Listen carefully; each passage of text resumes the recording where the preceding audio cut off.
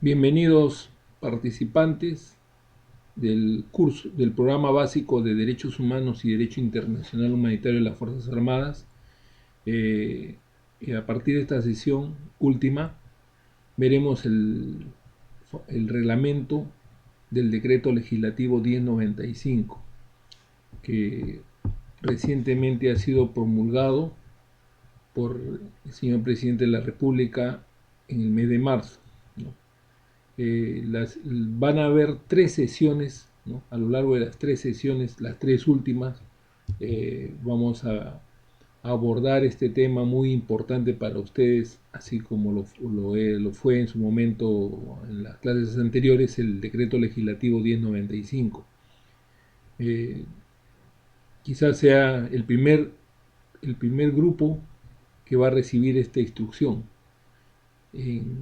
a nivel Fuerzas Armadas, aunque anteriormente ya esto lo he dictado en un programa en el ejército, en un programa de analista de inteligencia, pero esto es bueno que ustedes analicen bien, internalicen bien cada norma, de tal manera que estén preparados para cualquier inquietud y sobre todo para alguna decisión, ¿no? O alguna recomendación que realicen dentro de sus respectivas instituciones. Hagamos una memoria, ¿no? El decreto legislativo 1095 fue promulgado el año 2010. Inmediatamente se pretendió reglamentarlo, ¿no? Sin embargo, una serie de inconvenientes no permitieron esto. Este decreto legislativo 1095 fue materia de una acción de inconstitucionalidad y el año 2015 el Tribunal Constitucional, al, al solucionar este impasse, esta acción de inconstitucionalidad sobre algunas normas, prácticamente saneó la normatividad de este decreto legislativo de acuerdo a la petición que hizo la otra parte en su momento, ¿no? Y en estos momentos, después de prácticamente 10 años, se promulga este reglamento del decreto legislativo 1095 y quizás no ha habido tiempo para que analicen e internalicen en las Fuerzas Armadas porque fue su promulgación paralelamente con la declaración del estado de emergencia para esta situación de tensión por el tema del COVID en el Perú. Primero nos enmarcaremos en los ámbitos de aplicación y la finalidad de intervención de las Fuerzas Armadas que están señaladas en este reglamento, ¿no? Eh, si bien es cierto, como lo vamos a ver a posterior, ¿no? Hacer un recordaris, el decreto legislativo 1095 nos muestra tres ámbitos en los cuales actúan las Fuerzas Armadas y pueden hacer uso o empleo de las armas, ¿no? Sin embargo, este reglamento, ¿no? Amplía un poco más y esto eh, muestra más detalladamente cómo van a participar las Fuerzas Armadas en alguna situación de tensión, disturbio o para restablecer el orden dentro del territorio nacional, ¿no? El primero, la primera, el primer escenario se podría decir, ¿no? Es cuando las Fuerzas Armadas no asumen el control del orden interno, ¿no? Eh, y se decreta el estado de emergencia. Las operaciones militares se realizan contra un grupo hostil. Y si nos ponemos a hacer una analogía a este escenario, es lo que actualmente efectúan las Fuerzas Armadas en el BRAE, ¿no? ¿Qué norma es la principal? La norma que prevalece en esta actuación es las normas del derecho internacional humanitario. Y si nos vamos a hacer a verificar en dónde está situado en el decreto legislativo 1095, específicamente está en el título 1. Entonces, esto tiene que ver con derecho internacional humanitario íntegramente. El segundo escenario es cuando las Fuerzas Armadas asumen el control del orden interna. Seguimos en el Brain, ¿no? La zona está declarada en estado de emergencia. Sin embargo, paralelamente a estas acciones contra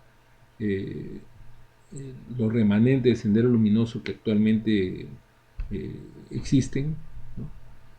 Se presentó el caso del COVID, ¿no? Entonces las Fuerzas Armadas van a realizar acciones militares en apoyo a la Policía Nacional. Entonces, es un caso sui generis, ¿no? Se van a presentar dos situaciones en un mismo escenario. Y está permitido, de acuerdo a lo que el Tribunal Constitucional en su momento se pronunció con respecto a la acción de inconstitucionalidad, que las Fuerzas Armadas cumple esas funciones de apoyo a la Policía Nacional al interior del país. Ojo, apoyo, ¿no? Entonces, aquí, a diferencia del primero, ¿no? La aplicación de las normas son de derechos humanos, ¿no? Si bien es cierto, estamos actuando en el BRAE, en una zona donde se encuentran estos remanentes en el luminoso, las acciones que hacemos en salvaguarda de que no existan tensiones, ¿no? Eh, van prácticamente este, a estar relacionadas con los derechos humanos. Entonces aquí todavía estamos en el título 1, pero realizando labores de derechos humanos, que se podría dar. El tercer escenario que nos señala este reglamento es cuando las Fuerzas Armadas no actúan, no asumen el control del orden interno en el territorio y actúan en apoyo a la policía en otras situaciones de violencia. Para esto, ¿no?, debe estar decretado el estado de emergencia en ese lugar, ¿no? Y aquí dentro de las actividades que puede realizar las Fuerzas Armadas es acciones militares para OSBI, y paralelamente también podría haber el apoyo en otras acciones militares, ¿no? Terrorismo, TIT, protección de servicios públicos esenciales. Paralelamente podría existir esta situación, ¿no? Y el derecho que prevalece, las normas de derecho internacional de los derechos humanos. Aquí nos encontramos, como dije anteriormente, en el título 2. Entonces, hasta ahí vamos de la mano con el decreto legislativo 1095. El cuarto escenario es cuando las Fuerzas Armadas asumen el control, no asumen también el control del orden interno, no asumen, seguimos en derechos humanos, ¿no?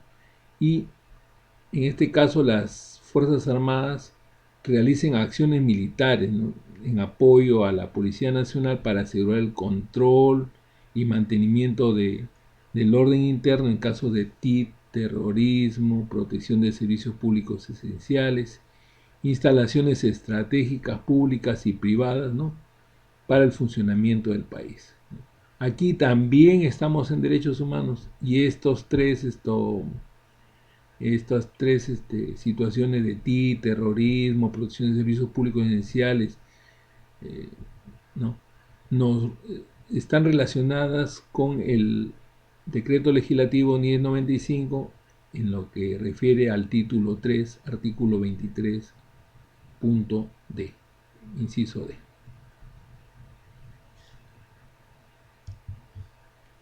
Tenemos un quinto escenario que prácticamente es similar al anterior, no al cuarto, ¿no?, sino que aquí seguimos sin asumir el control del orden interno, ¿no? La zona es en estado normal, no hay declaración de estado de emergencia, se aplican normas de derechos humanos, título 3, también el artículo 23, inciso de 23, no tenemos el apoyo en otros casos constitucionalmente justificados, ¿no? En los cuales se ponga en peligro la vida, la integridad, la salud y seguridad de las personas, de toda parte de la población. Aquí la diferencia es que no estamos también al igual que el anterior, en zona declarada en estado de emergencia. Ese es el quinto escenario que nos presenta el reglamento del decreto legislativo 1095. Y por último, el sexto escenario, ¿no? Está señalado así, ¿no? Que en cuanto exista algún otro escenario distinto a los que se mencionó anteriormente, ¿no? Eh, ya sea en el espacio terrestre, marítimo, fluvial, lacustre y aéreo, ¿no? En estos casos, la normativa vigente va a ser sobre la materia en sí en la que están actuando y se aplican las normas del derecho internacional de los derechos humanos, ¿no?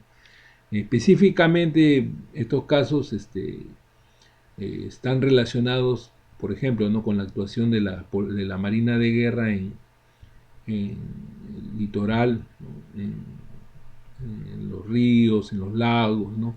O las acciones las operaciones de interdicción que hace la Fuerza Aérea, ¿no? Para tráfico ilícito de drogas, etcétera, etcétera, ¿no? Entonces, en esos casos donde no prácticamente estos escenarios no están descritos en los anteriores, siempre se tiene que respetar el derecho internacional de los derechos humanos, ¿no? Mención aparte, ya internalizando un poco más, ¿no? Este, Todavía habría que ver este escenario bien porque el Tribunal Constitucional, ¿no? En su momento se manifestó que solamente estaba justificado, ¿no? Justificado el 1, 2, 3, 4, 5. Sin embargo, este es un poco abierto, ¿no? Un poco al decir no cualquier escenario distinto, ¿no? Abre un abanico de posibilidades, los cuales eh, tendrían que ser bien analizados, ¿no? Sin embargo, como les manifesté, ¿no? Esto guarda relación con la actuación, sobre todo de la Marina de Guerra del Perú, en su labor que realiza, ¿no? En ríos, lagos, litoral, y la Fuerza Aérea en cuanto al tema de a veces vigilancia aérea que efectúa de acuerdo a una norma específica. Ahora, este es el decreto legislativo 1095, el cual fue materia de pregunta, ¿no? Cuáles son los escenarios, ¿no? En los cuales eh, están señalados en este decreto legislativo y en los cuales las Fuerzas Armadas pueden hacer uso o empleo de la fuerza, ¿no? Y son tres los escenarios y están en los tres títulos, ¿no? El título 1, 2 y 3, ¿no? Si vamos del 3 para abajo, no prestar apoyo a la Policía Nacional en caso de terrorismo, protección de servicios públicos esenciales, ¿no? El título 2 es proporcionar apoyo a la Policía Nacional para restablecer el orden interno, ¿no? Ante otras situaciones de violencia, casos de tensiones y disturbios. Y el título 1, ¿no? Ya habla específicamente de hacer frente a un grupo hostil, ¿no? Y en este caso es cuando actuamos contra Sendero Luminoso. Entonces, lo que mencionamos anteriormente, recapitulando, ¿no? El escenario 1 cabría prácticamente en hacer frente a un grupo hostil, ¿no? Que manifieste el reglamento. El escenario 2 es estando en una zona declarada de estado de emergencia donde las Fuerzas Armadas tienen el control del orden interno, también podemos hacer eh, acciones militares cuando hay tensiones o disturbios, porque no necesariamente todo es Sendero Luminoso, todo es VIH, ¿no? También, también podría existir esa situación, como en este caso en el BRAE también tienen el tema de la pandemia, ¿no? Entonces, prácticamente las Fuerzas Armadas actúan en ese escenario, no con la población, no bajo la norma del VIH, sino bajo las normas de los derechos humanos. Y ese sería el segundo escenario. El tercero es el que le manifesté anteriormente, ¿no? cuando está declarada el estado de emergencia, pero las Fuerzas Armadas no tienen el control del orden interno.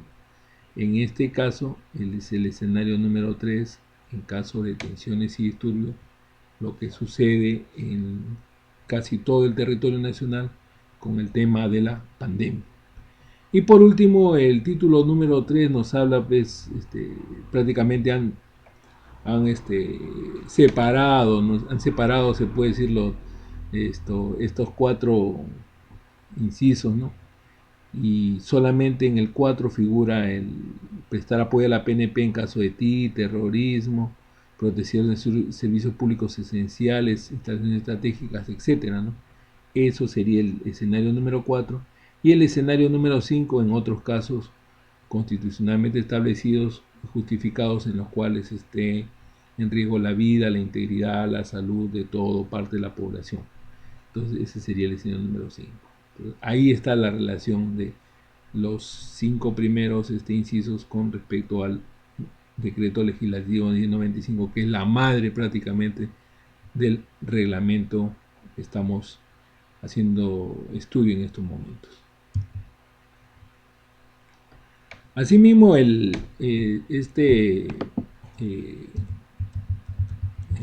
reglamento, ¿no? Eh, conlleva a mostrar alguna definición de algunos términos que se van a ir introduciendo próximamente, ¿no? En su lenguaje y que va a ser motivo de planeamiento, ¿no? El término asesor jurídico operacional, ¿no? Que es un oficial del cuerpo servicio jurídico de las instituciones armadas, ¿no? Que es especialista o debería ser especialista en derecho operacional, ¿no?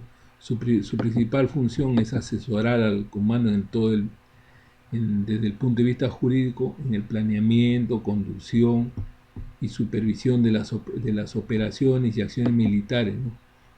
Entonces, al respecto también realiza las coordinaciones con la Policía Nacional, con el Ministerio Público, con el Poder Judicial, ¿no? En todo lo que concierne a, a estos temas de derechos humanos y derecho internacional humanitario, ¿no? Y aparte colabora con la formulación e implementación de las reglas de conducta que vamos a ver, la regla de conducta operativa que la veremos en las siguientes clases, ¿no?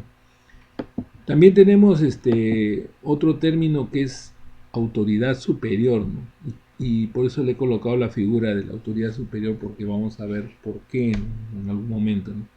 La autoridad superior se le denomina al presidente de la República, ¿no? Al ministro de Defensa, aquellas autoridades que están por encima de la línea de mando al jefe del Comando Conjunto de las Fuerzas Armadas y que son estos el presidente, como le vuelvo a repetir, y el Ministerio de Defensa, ¿no? Entonces, esos son, se podría decir, las primeras, los primeros términos que ustedes deberían ir internalizando, ¿no? Y otro término es el derecho operacional, ¿no? Que es la integración de los tratados internacionales, ¿no? De todos los tratados que en algún momento han sido ratificados por el Estado peruano, ¿no? Y que todo asesor jurídico operacional debe conocer. Aparte de esto, la fuente constitucional, la jurisprudencia, en derechos humanos, en derecho internacional humanitario, ¿no? La legislación nacional, la constitución, las sentencias del Tribunal Constitucional, ¿no? Y todo esto debe estar, debe ser materia de conocimiento del asesor jurídico operacional, porque en su labor, ¿no? de colaboración en el planeamiento, conducción, ejecución y control de operaciones y acciones militares, ¿no? En algún momento van a tener que tener conocimiento de toda esta normatividad para realizar una un, un buen asesoramiento, ¿no? Y los planes, ¿no? Los documentos que se desarrollen, ¿no? No sean motivo a veces de ir contra la norma, ¿no? Y de repente poder causar algún problema a algún efectivo militar que actúe, ¿no? Otro principal término también que hemos visto es la función continua de combate, ¿no? Este es un tema, es un término que ustedes lo van a manejar, pues, porque a veces no sabemos cómo determinar, ¿no? Cuando una persona que participa en derecho internacional humanitario con las fuerzas hostiles, ¿no? Está prácticamente siendo parte de las hostilidades, ¿no? Y, y realiza alguna, ya sea realizando tareas de planeamiento, tareas de ejecución o supervisión de actividades armadas en perjuicio de las Fuerzas Armadas o de la población, ¿no? Y al reconocer esta función continua de combate de esos individuos, ¿no? Pierde su estatus, ¿no? De poblador y puede ser motivo también de repente de ser considerado un objetivo militar para nosotros, ¿no? Eso es lo que refiere a la función continua de combate, el momento, en qué momento eh, el individuo, ¿no? Pierde su estatus, ¿no? De protección, y eso creo, bueno, lo han visto quizás en, la, en las clases anteriores. Otro concepto básico son los objetivos militares restringidos, ¿no? Quizás cuando esto se promulgó este reglamento, ¿no? Un poco que llamó la atención porque siempre hemos trabajado con el término objetivo militar, ¿no? Pero un objetivo militar restringido, ¿no? Es cuando existe un objetivo militar quizás que sea legítimo el hecho de poder ser materia de un ataque, de alguna acción, ¿no? Pero al ser restringido es cuando la autoridad superior, en este caso el presidente de la República o el comando del comandante del jefe del comando conjunto, ¿no? De repente él pueda esto disponer que no se realice alguna acción sobre ellos. Entonces, esto es lo que prácticamente conlleva a ese término objetivo militar restringido y sobre todo lo vamos a relacionar posteriormente con el tema de targeting que viene en la siguiente sesión, ¿no? Otro término novedoso que aparece en este reglamento del decreto legislativo 1095, ¿no? Entonces,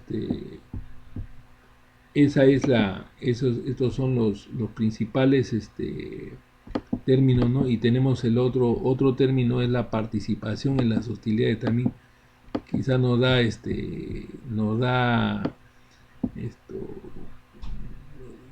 guarda relación con la función continua de combate, ¿no? Y este concepto no tiene por finalidad también determinar el periodo, ¿no? En que un individuo, ¿no? Pierde la protección que le corresponde de acuerdo al derecho internacional humanitario al participar, ¿no? Para ello, ¿no? Es necesario que la acción realizada por este señor, ¿no? Cumpla de modo concurrente tres elementos, ¿no? Eh, Específicamente el umbral de daños que desarrolla este señor, ¿no? Debe existir probabilidades de que, probabilidades razonables de que el individuo, ¿no? Realice actos que tengan efectos adversos sobre nuestras fuerzas, ¿no? O que dañen nuestra capacidad militar, ¿no? Otro elemento es la causalidad directa, ¿no?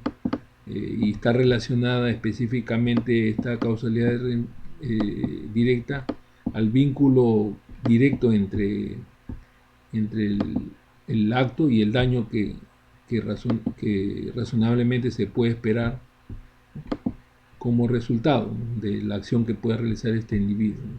Y por último tenemos el nexo beligerante, ¿no? El propósito específico del acto que realice este señor debe de causar de modo directo, ¿no? Y, y, eh, el, y estar por encima, ¿no? El umbral del daño causado, ¿no? Exigido en apoyo, ¿no? En apoyo a esas fuerzas, ¿no? contra el Estado. O sea, la actuación prácticamente cabría en realizar acciones contra nuestras tropas o contra nuestras instalaciones o contra este, instalaciones del Estado, ¿no? Que vengan realizando estas fuerzas hostiles en algún momento, ¿no? Y que van de la mano con lo que está efectuando este señor. También tenemos otro término que es el ataque indiscriminado, ¿no? Es un término pues que muchas veces que no está permitido, no está permitido el realizar ataques indiscriminados, ¿no? Y hay muchos ejemplos al respecto, ¿no?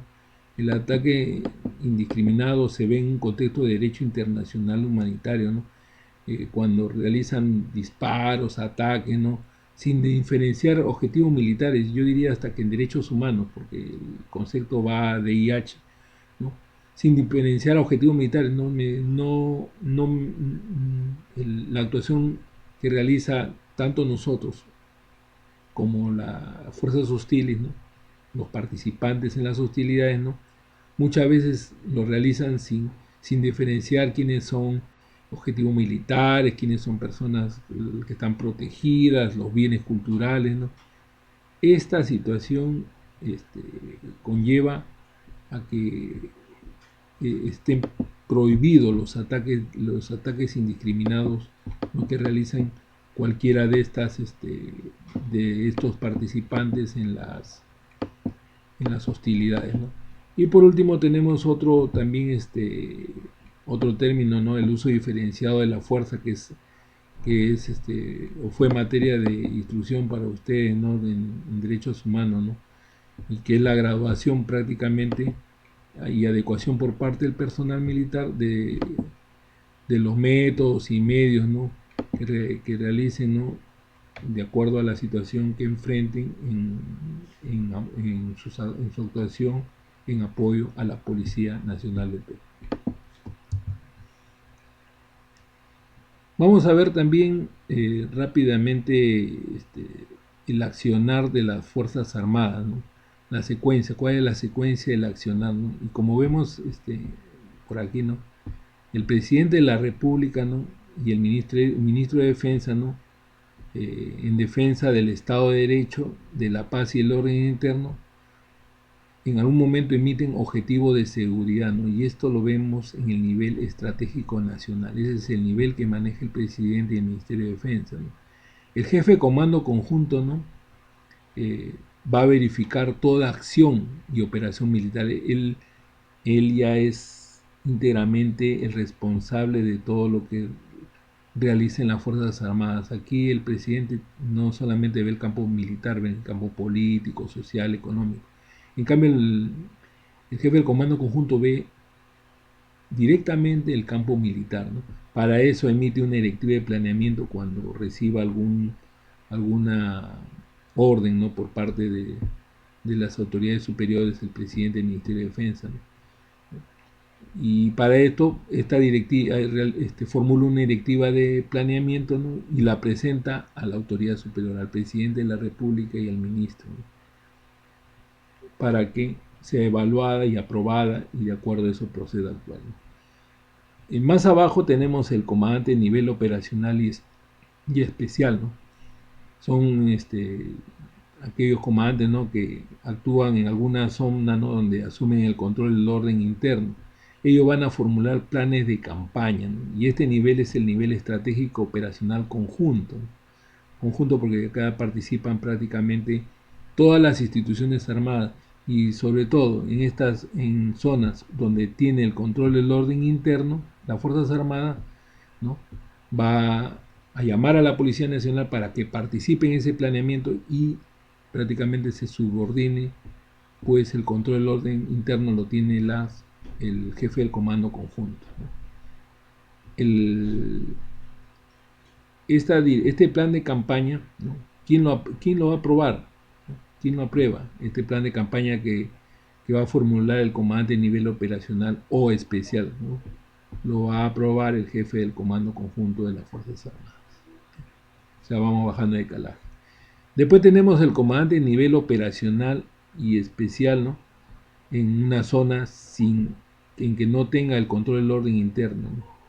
Y participe en apoyo a la Policía Nacional, la Nacional para restablecer el orden interno. En ese caso ya no formula planes de campaña, formulan planes de operaciones, ¿no? Este sería también de igual manera el nivel estratégico operativo operacional. ¿Quién aprueba su plan de operaciones? El jefe del Comando Conjunto de las Fuerzas Armadas. Y por último tenemos a los componentes, los comandantes, los componentes, ya sea los componentes y tácticos, ¿no? Fuerza de tarea, grandes unidades, ¿no? Ellos van a formular y emitir planes y órdenes, ¿no? Y en cualquier acción u operación militar a las cuales reciban una orden, ¿no? Este es el nivel táctico prácticamente y van a presentar su, eh, su plan al elemento superior, ya sea el comandante del nivel operacional o al comandante del nivel especial que veremos después. Aquí, bueno, quizá para los que han efectuado de repente o conocen el tema de curso de comando de Estado Mayor, ¿no? Los planes sí se realizan con tiempo, con una secuencia, en cambio las órdenes se emiten inmediatamente, ¿no? Entonces, eh, quizá haya un poco de una pregunta, ¿no? De parte de ustedes, no me digan, no, pero la orden es en el momento, ¿no? Y no voy a enviar la orden todavía hasta que lo aprueben, ¿no? Para eso previamente existe un plan. Y por último veremos algunas consideraciones operacionales, ¿no? Hay un concepto ahí que se llama ámbito de responsabilidad, ¿no? ADR. Ese ámbito de responsabilidad es el espacio geográfico tridimensional en el cual un comandante va a establecer sus acciones, sus operaciones, ¿no? Ya sea ejército, marina, fuerza aérea, ya sea aéreo, marítimo, fluvial, lacustre, ¿no? Terrestre, ¿no?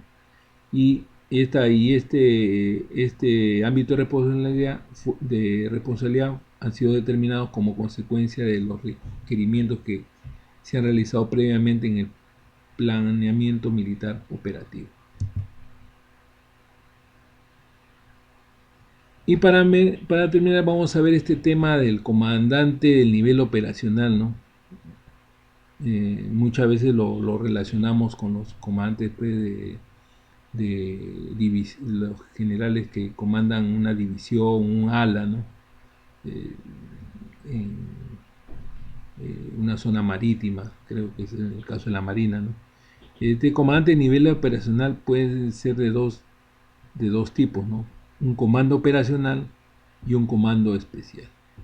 El comandante de nivel operacional actúa en una área de responsabilidad o teatro de operaciones, ¿no? Integra y sincroniza todas las acciones conjunto de las tres fuerzas, ya sea en el espacio aéreo, acuático, terrestre, ¿no? En cambio, el comando especial, ¿no? Es creado en algún momento con un objetivo específico, ¿no? Y por un tiempo determinado.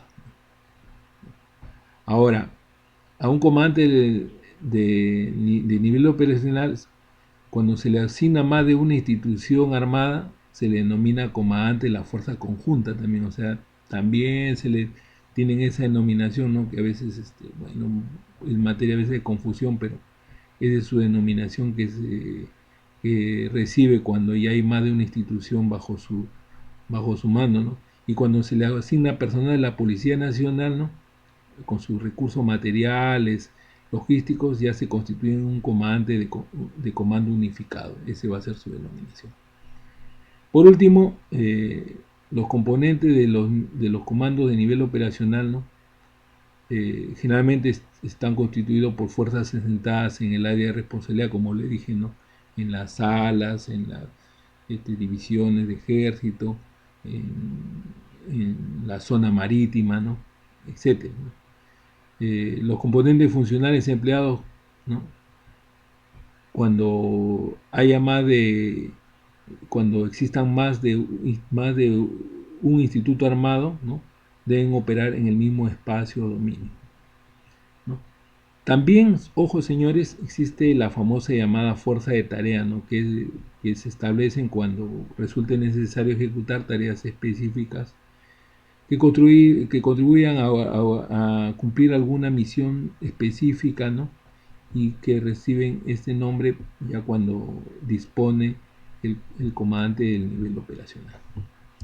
Esto es la primera parte de esta instrucción y ya nos vemos posteriormente en la segunda instrucción y en la clase la conversación que tenemos vía virtual, ¿no? Ahí para desarrollar algunas preguntas más o de repente algunas dudas que han quedado a flote después de esta instrucción. Nos estamos viendo.